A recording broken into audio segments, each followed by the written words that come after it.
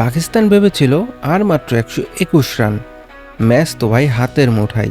কিন্তু বাংলাদেশ বলল, একটু থামেন ভাই, তাইজুল এখনও বাকি। শেষ দিনের সকালে মাঠে নেমেই বাংলাদেশের বোলারদের আগুন ঝরানো বোলিং। প্রথমেই তাইজুল ইসলামের স্পিন ম্যাজিকে ভাঙল সাজিদ রিজওয়ানদের জুটি। সাজিদকে স্লিপে ক্যাচ বানিয়ে দিলেন নাজমুলের হাতে। আর এরপর শরীফুলের সেই আগুন বল ৯৪ রান করে রিজওয়ানের ক্যাচ দিয়ে ফিরতেই পাকিস্তানের ড্রেসিং রুমে নেমে আসে টেনশন। এরপর আবার হাজির স্পিন কিং তাইজুল। ছক্কা মারতে গিয়ে খুররাম শাহজাদাকে ক্যাচ দিলেন তানজিদ হাসানের হাতে। আর সেখানেই শেষ পাকিস্তানের গল্প।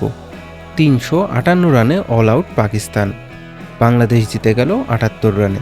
আর সবথেকে মজার ব্যাপার, পাকিস্তানের বিপক্ষে এই নিয়ে টানা ৪ টেস্ট জয় বাংলাদেশের। ফলে নতুন ইতিহাস গড়ে ফেলল টাইগাররা। তাইজুল একাই নিলেন ২ উইকেট, পুরো ম্যাচে ৯ উইকেট। আর ম্যাচ সেরা লিটন দাস বললেন, ২টা বাউন্ডারি মারার পর মনেই হচ্ছিল, আরে ভাই এইটা তো টেস্ট ম্যাচ, একটু ধীরেই খেলি। আর সিরিজ সেরা মুশফিক রামিজ রাজা মজা করে বললেন ১৬ বছরের মুশফিক। আর মুশফিকও কিন্তু ছাড় দেয়নি, বললেন ১৬x৩। তাহলে আপনারাই বলেন মুশফিকের বয়স কত?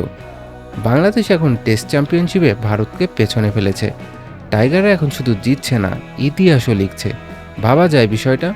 আপনার মতে এই বাংলাদেশ টেস্টের দলটা কি ইতিহাসের সেরা বাংলাদেশ দল? কমেন্টে জানিয়ে দিন।